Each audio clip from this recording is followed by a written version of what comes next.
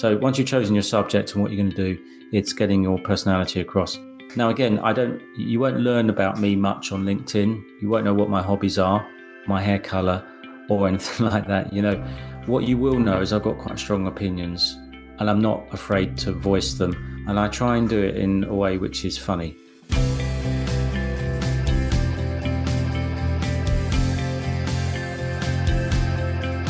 Hello everyone and welcome to the Student Lawyer podcast series. Whether you're at school, sixth form, university, thinking about a career in law or exploring law careers, you're in the right place. We are the one-stop shop for student lawyers. If you'd like to join the Student Lawyer as a writer, please email hello@thestudentlawyer.com.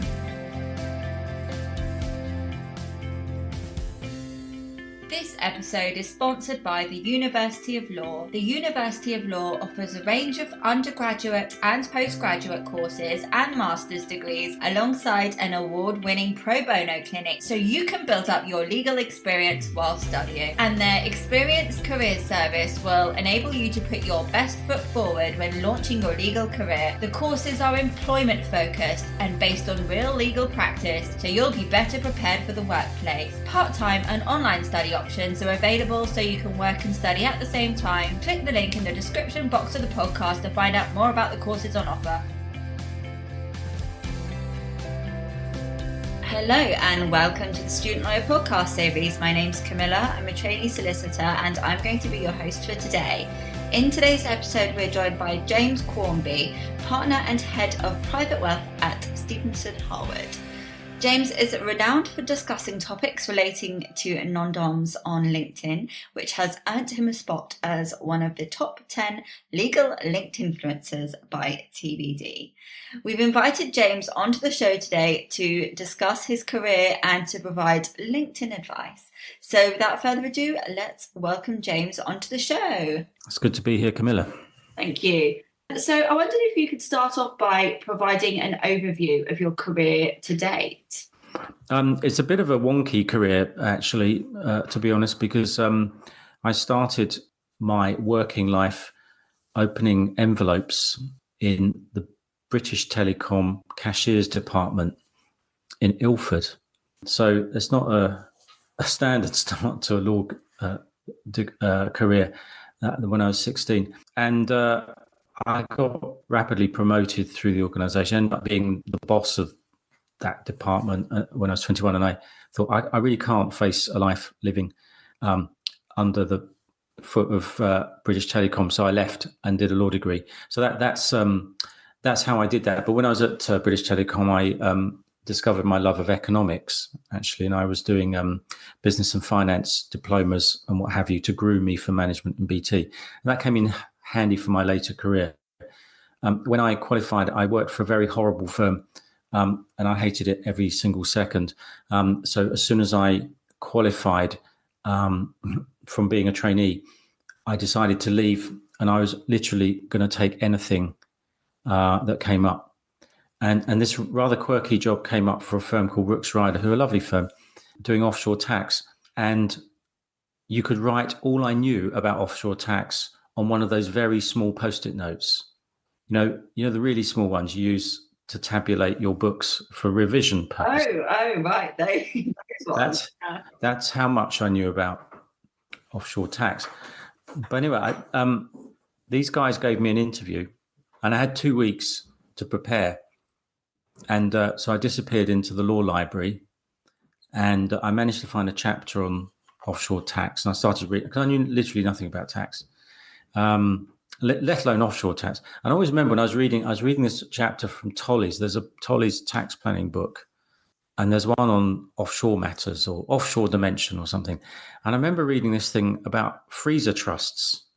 And I thought, what on earth has refrigeration got to do with taxation? Anyway, that was just a nickname for these trusts that you'd create, which essentially was the equivalent of putting your assets into a deep freezer.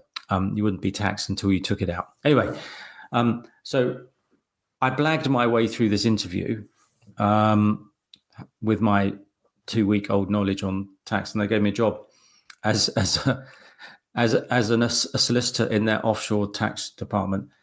So you can imagine my learning curve was a bit like the north face of the Eiger, and I had to learn a lot. But it turns out, weirdly, that I have the right brain for tax. And so I've continued along those lines, and I won't bore with all the steps in between, but I ended up working in, after that firm, two other firms, and then I landed in my current firm about 10 years ago because I wanted to work in an international law firm, and that's where I am. And that's allowed me to do some more exciting work. And what I would say, by the way, just because I have to say this, for those people out there that are considering what branch of law to go into, tax from the outside looks complex and ugly, but from the inside, it's lovely. Now, why is that? I mean, you do have to be brainy to be wanting to do tax. So if you're the kind of person that likes spending a lot of time in the library, likes complexity, possibly likes sci-fi, I don't know what it is, but most tax lawyers seem to like sci-fi, including me. It is actually a really nice way to make a living because it's generally not a transactional department. And when you get to qualify, if you're in transactional departments, you'll find that you don't have control over your life. If there's a big transaction going on, sleeping and eating and social life doesn't really matter. If you're an advisor, and we tax lawyers consider ourselves to be consultants, really, we can just say, well, actually, no, this is going to take 2 weeks. So it is actually quite a nice career. And I mentioned my love of economics. My first love is economics. There is a big supply and demand equation here. Real estate lawyers are 10 a penny, but tax lawyers are really rare. And when I did my tax exams, only 5% of the people taking the Chartered Institute exams were lawyers. 95% were accountants. Anyway, there you are. Fascinating. And I have to say that I'm going to be qualifying into tax in September. And it was one of those areas that I wanted to try because of the whole supply and demand thing, thinking that if I do like it, then that'll be great.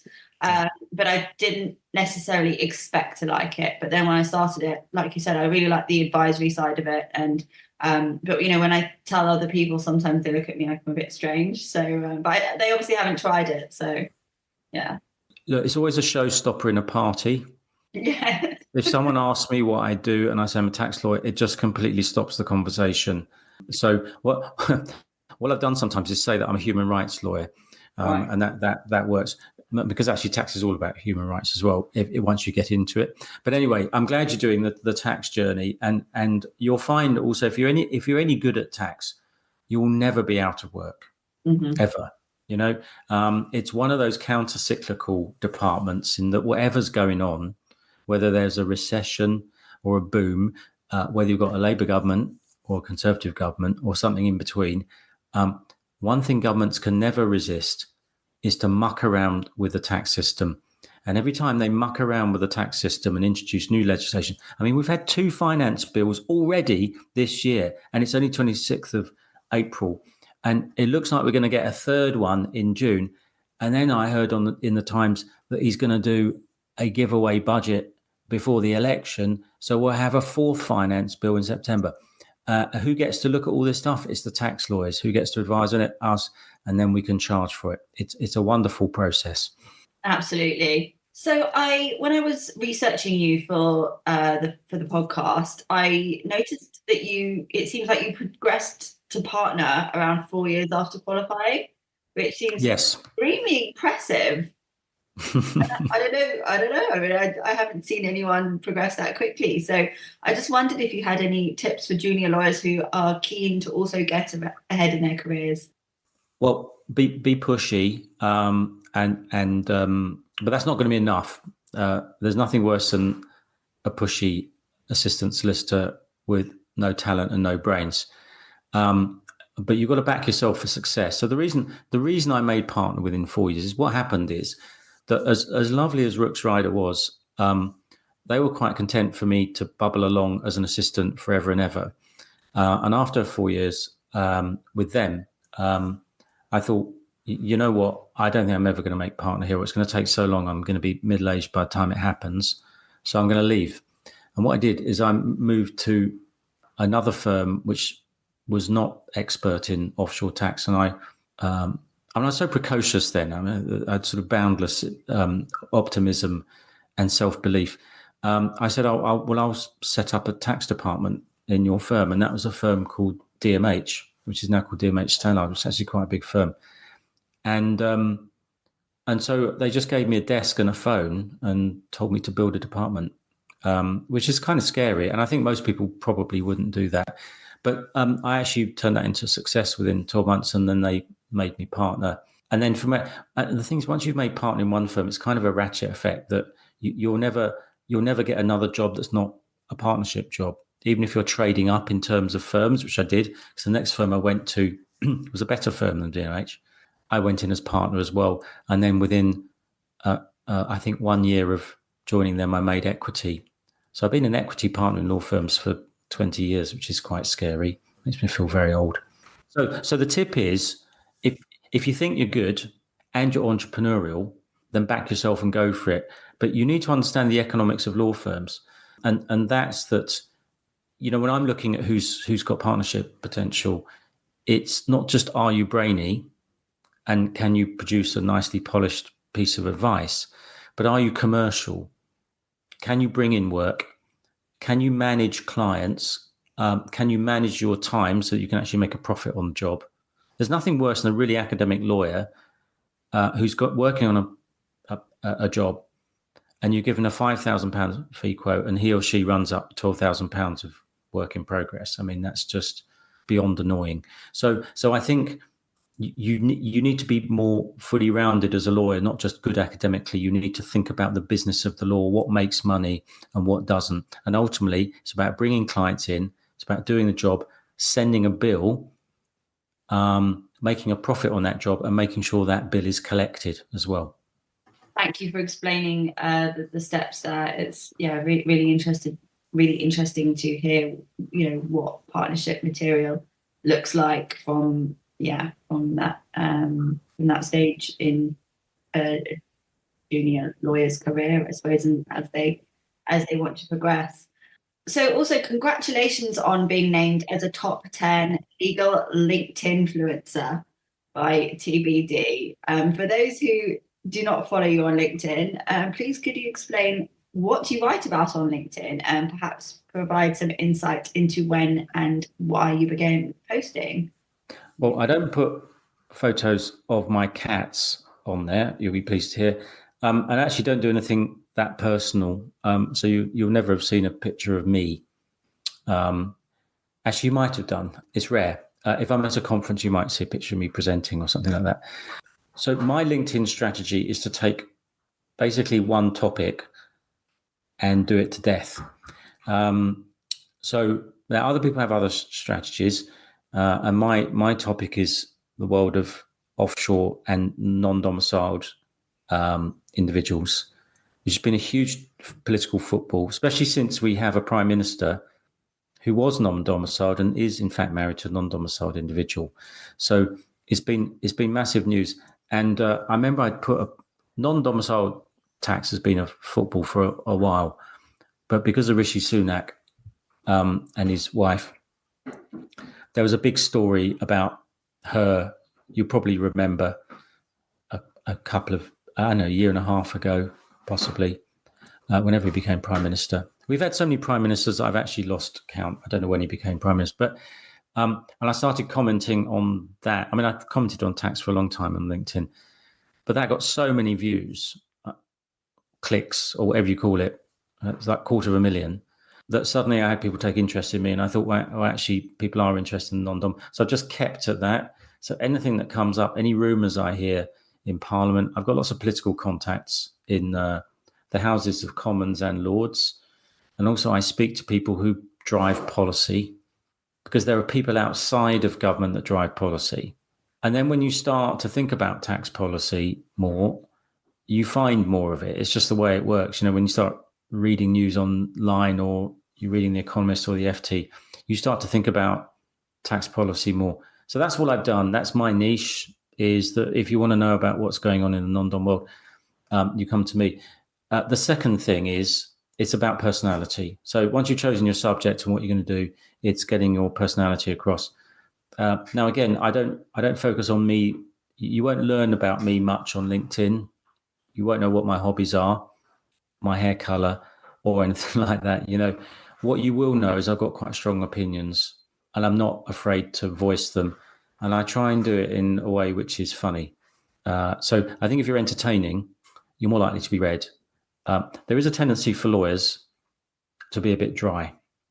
And this is one of the things I wanted to get across when it comes to LinkedIn. It's the nature of our training, right? You're given essays to write, and everything has to be precise and quite dry. And you've got your footnotes and your conclusions and summaries. And a lot of marketing done by lawyers pretty much follows what they've been taught to do at law school. And it takes them forever. So something happens on a Monday, and then 3 weeks later, they'll release some client alert after it's been through about 5 different pairs of hands at the firm and it's gone through the marketing department. And by the time they've released it, you've ended up with this essay that's, 3 weeks out of date, and no one really wants to read because they don't have the attention span. And that's the problem. So the art of LinkedIn really is to respond quickly. So for instance, just last night, as I was just packing up to leave my London home to come down to Sussex, where I'm speaking to you from now, I saw that the IFS had released a report on inheritance tax and business property relief. And I did a speed read of it and I hated it. So I sat down in front of my computer and drafted my thoughts on that, saying how much I hated it and why I hated it. And I posted that at, 6:30 last night. And I checked this morning, I've already got something like 13,000 views. It's responding quickly, setting out your position, not boring people. I guess that's going to be my other big tip. Just don't be boring. The whole point, if people want to read long content on anything, there's loads of ways of doing it. You can lose yourself in LexisNexis, right? That's like a goblin's cave, LexisNexis. Once you get in, you can never find your way out again. Long articles written by, learned people and stuff. LinkedIn's a different beast. LinkedIn, it's scrolling time, and if something grabs your attention and it's put across in a pithy, succinct and sometimes funny way, you're more likely to read it. And the other thing you've got to do on LinkedIn is to generate debate. And again, you're not going to generate debate by being dry and neutral. And a lot of stuff I say people don't agree with. And then they put on my feed, I don't agree with that. And I love that. They might think I don't like being disagreed with, but I absolutely love it. Because what will happen is other people pile in and say they don't agree with me. And then other people come to my defense. And before you know it, I've got 50 or 60 comments on my original post, which probably only took me 5 minutes to draft. So I think that's the secret: is you've got to respond quickly, and you've got to have an opinion or a position, and you've got to get your personality across somehow. We need to be able to identify with you somehow. Yeah, it's really, really interesting. And do you think that law firms are kind of open to their, lawyers being active on LinkedIn in all cases, or do you think it depends? Well, here's the problem with LinkedIn. It's hard to control what your lawyers do. So we have a policy, and most firms have a policy about what you put on LinkedIn. You can end your own career pretty quickly by saying the wrong thing in the wrong way. Don't ever use LinkedIn when you're drunk. That's a really right. Never. If anyone gets one thing from this episode, then it'd be that. If you're on the train going home after quite a good night out and you're scrolling on LinkedIn, you feel like making a comment on someone else's feed or putting your own post, just don't do it. Wait until the morning. I think for junior lawyers, it's a tricky one. Taking strong positions on things when you're a junior lawyer is going to be tough, because you may be taking a position that your firm will not like. Big tip, avoid politics at all times. And what I mean by politics, that's beyond the party political into geopolitics. For instance, my law firm has 3 offices in China. So whatever we might think about People's Republic of China, and we'll all have views, you'll never hear me comment on anything positive or negative about that country. It's just too tricky. You need to be aware of the firm that you're in and what they do. And if you're not, the chance of you saying something stupid that's going to cause a big problem is huge. Be aware of your firm's profile, what they do, who their clients are. Another big mistake, criticizing a company. Let's just choose one at random. One of the water companies, it's good to criticize those, isn't it? We think. But what if your firm acts for, Thames Water, and you just shoved something on LinkedIn and say, it's disgusting how Thames Water's pumping sewage into our rivers. Just don't do it. Don't criticize anyone on LinkedIn unless you know it's completely safe to do so. The only criticism I ever give on LinkedIn is to politicians who come up with dumb tax policy. But it's never party political. I'll just say it's dumb. This policy is dumb. And this is the reason it's dumb. Not because they're Conservative or Labour. And in fact, I've criticised Jeremy Hunt as much as I've criticised Rachel Reeves or anyone else who introduces dumb policy. And if they keep coming up with dumb stuff, I'm going to keep criticising them. So probably the most criticised is Margaret Hodge, who's just got a complete blind spot on offshore tax and non-doms. And I think she's an idiot. She just keeps saying the wrong thing again and again and again. So, but we don't act for her. So it's pretty safe for me to do that. So be very careful about expressing strong opinions. And I think if you're a junior lawyer, you might want to get your personality across by being slightly humorous or, lighthearted in the way you get your points across. So yeah, it is a two-edged sword, LinkedIn, and firms are very nervous about their lawyers, their young lawyers, letting loose on LinkedIn. So be very careful and check what your policy is as well to see what you're allowed to do and what not. Yeah, that's really helpful actually, because I think for some juniors, if they see people such as yourself with strong opinions, they might not know exactly what the difference is between perhaps criticizing a company and criticizing policy created by politicians. So yeah, I think that's really helpful that you explained that. So thank you. I'd like to take a moment to speak about the University of Law, which is the university I decided to study my LPC at. The University of Law is the sponsor of this podcast and makes it possible for us to continue bringing these episodes to you. So we really appreciate you supporting us by supporting our sponsors. What really sets the University of Law apart from other universities is its belief in training students for the real world from the moment they accept a place. The University of Law's experienced career service and award-winning pro bono clinics offer students the chance to get real-life legal experience which can boost employability. They offer a range of undergraduate and postgraduate legal training and master's degrees designed by qualified experts to help students excel at any stage of their career. Their courses are employment focused, honing key skills in a teaching environment based on real legal practice. Part-time and online study options are also available on many of their courses to help students work and study at the same time. If you'd like to find out more about the courses on offer, please click the link in the description box of the podcast.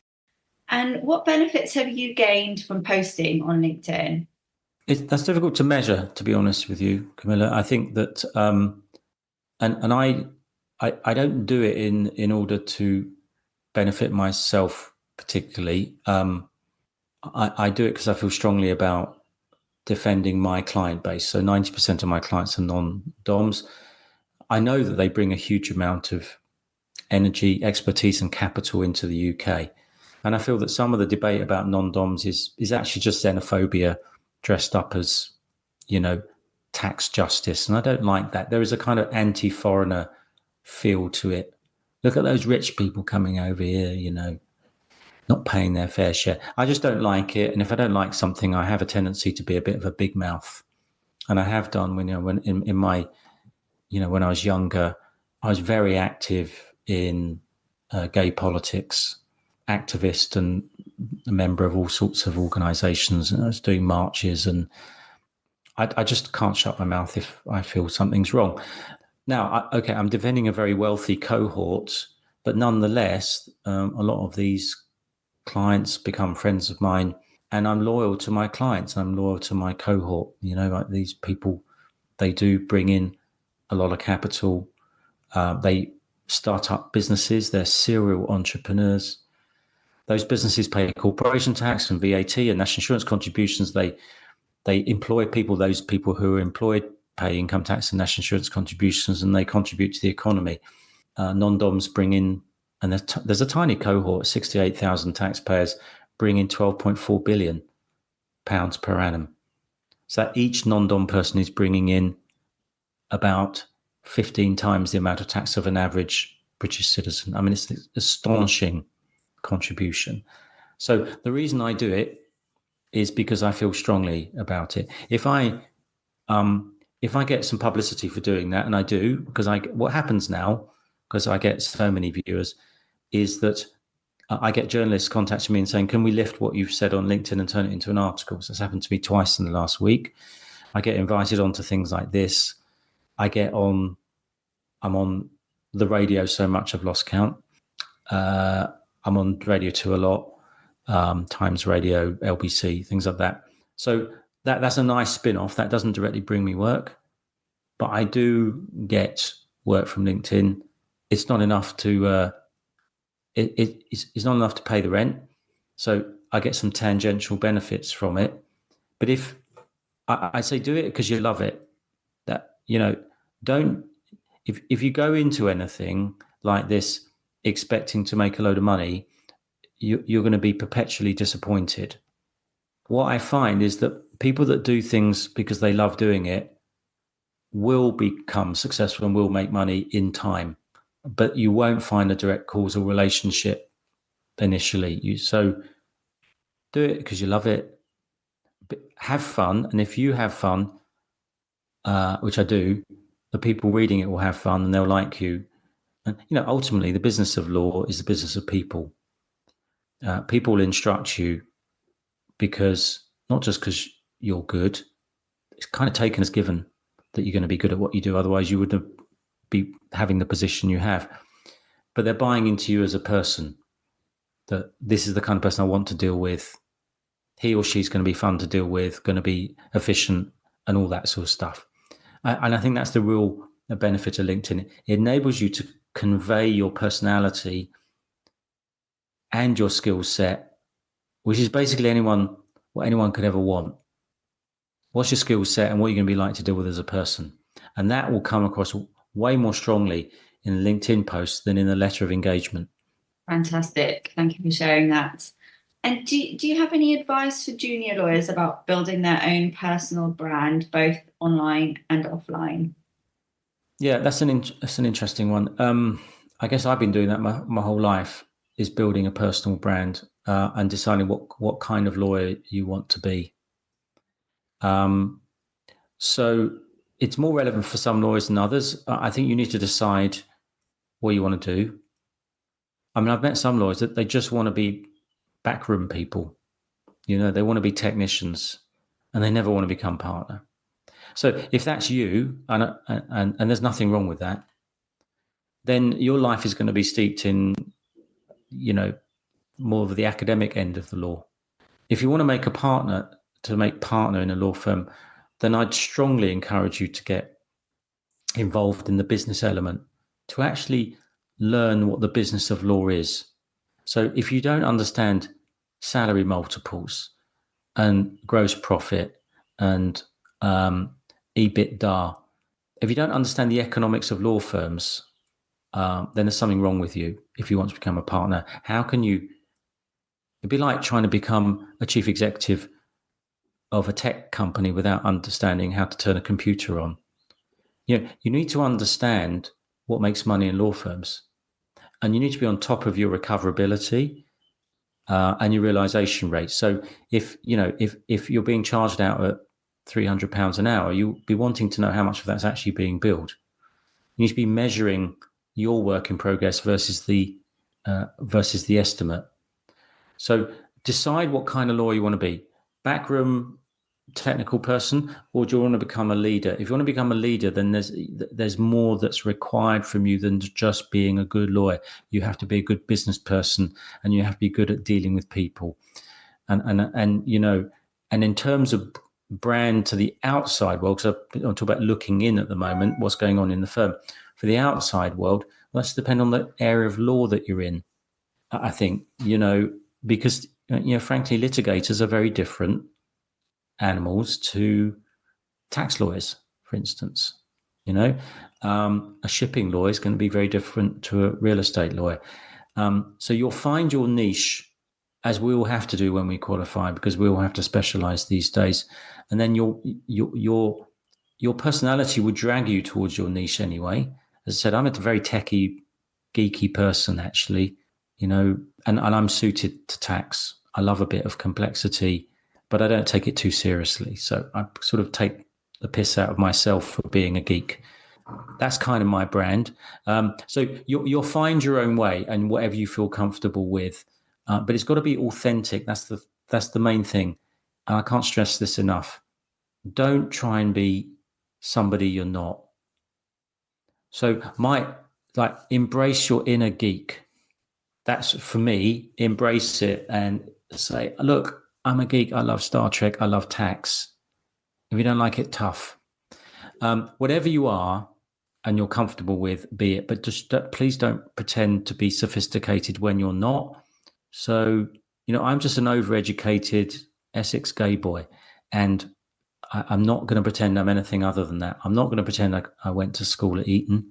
Just be yourself and people will identify with you. If you try and pretend to be someone else, it looks inauthentic and you look like a fake. And I've come across people like that in law, and I can sniff them out in 5 seconds. And I know I never want to deal with them again. I just want someone to be straightforward. And I don't care where they're from. I don't care how they speak. What I do care about is what's their personality. Have they got brains? Can they apply those brains? Are they trustworthy, honest people? Are they fun to deal with? Or are they as dry as bone? And that's, so just be yourself and enjoy it. And if you enjoy your job, people enjoy working with you. Your colleagues will enjoy working with you. And the clients will come back again and again to instruct you. I've got clients who've followed me through 4 law firms. They've been with me for 25 years because for some reason they find something about me engaging. So be yourself, enjoy it, and make loads of money if you can. Fantastic advice. I think that authenticity point is really key. It builds trust. And so if you're pretending to be someone else, then how can they really trust you? And I think it's really important for the listeners to hear that, because they might be thinking that there's like a cookie cutter image of an ideal lawyer that they need to mold themselves into, but actually that's not the right way to approach it, and it's not true. And I think it's great that social media has been so good at allowing a lot of different people with different voices and different backgrounds to showcase their experiences and careers on social media, so that you can see it isn't just one type of person that becomes a lawyer, it's so many. So everyone has their own place, and your clients will resonate with you. The clients that you'll be able to work effectively with are the ones that are going to like you and want to be. And you'll surprise yourself sometimes in what clients, and you're dead right. I think the law is actually very democratic now. When I look at, lawyers around me, maybe 25 years ago, it would be a lot of white men. It's more women than men now coming through, which I think is good. I mean, my team, for instance, we've got 12 people in the team, and there are only 4 guys. So, the law has changed. It's way more democratic, and you are able to be yourself. And I think, looking at this as a business owner and a lawyer, I really don't care about your gender or your ethnicity. What I care about is, are you any good? You know, can I trust you? And what are the prospects? Are you a potential future leader? That's what's important to most lawyers, because ultimately, we're just business people. We're not crusaders. We're looking to perpetuate our businesses. We're looking to make money. We're looking to do it in a civilized way with nice people. And that's one of the things that I can say, with some degree of confidence, that to go into work every day and to be surrounded by bright, engaging, and often very funny people is a great privilege. And that's what we have created. In the law profession is really good. Although I've come across some inauthentic people, and also some people I've really wanted to smash their heads in sometimes, it's very rare. Actually, most people are really decent and good to deal with, and it's a very civilized way of earning a living. So that's what we have created, because actually no one cares anymore. It's not, and it doesn't matter who your clients are. So I remember the first time I got a very big client from the Middle East, and I made some assumptions that they'd be, a very powerful person. I made some assumptions that he would not enjoy the fact that his lawyer was gay. So I decided, against my better judgment, not to mention it, even though I'm very out to everyone else. And then after about a year, I just thought, sod this. I'm just going to tell him, because if he doesn't like it, well, who cares? And I might lose him as a client. And it just shows you don't judge people, because he said, well, I don't care. I've got gay friends. It's like, oh, so what was I worrying about? It goes back to my authenticity point. I was expecting this very powerful businessman from Saudi, it's not known for its gay rights, let's face it, to be homophobic. And actually, he was bigger than that, because he didn't care. What he wanted was a really smart lawyer who's going to be on his side. And the fact that I was honest with him actually made him a more loyal client, because I could easily just said nothing. So again, it's the authenticity point. And you summed it up beautifully. If you try and be someone else, people will spot it and they can't trust you. And the main thing that we've got in this profession is that we must be trusted 100%. They tell us their deepest, darkest secrets. They tell you all about their wealth and where it comes from. They tell you things they wouldn't tell their own spouses. We have to be trusted with that information, and we have to be trusted to act in their best interests every single time, and never in our self-interest. And as soon as we lose sight of that, we lose our bearings, we lose our purpose, and we won't become successful lawyers. And that authenticity is really part of that message. Be yourself, stand up for your clients, never do the wrong thing. I always follow my gut. If something feels wrong, I'm just not going to do it. I'm going to walk away from it. Wonderful. Very thought-provoking. Thank you so much, James, for coming on the show. And just before we let you go, where can listeners follow you? So obviously you can follow me on LinkedIn, James Quarmby. Quarmby is spelled Quarmby. So I'm easy to find on there. Additionally, I do an occasional podcast called Capital Talk, which follows on from my, I have a digital newsletter called Capital Letters. And so you can find Capital Talk on Spotify and Apple Podcasts and all the rest of it. And it's me chatting with people about stuff relating to tax, the economy, and the law. And my latest one was with Lord Richard Harrington on the election, the one we're going to have, and how that might affect tax policy and what Labour might do were they to become the government. So that's how you can find me. Lovely. Okay, well, I will leave a link to your LinkedIn profile in the show notes of the podcast, so listeners can go and follow you easily. Yeah, thank you again, James, for coming on the show. It's been great to have you on, and thank you to the listeners for tuning in. Thank you. Goodbye.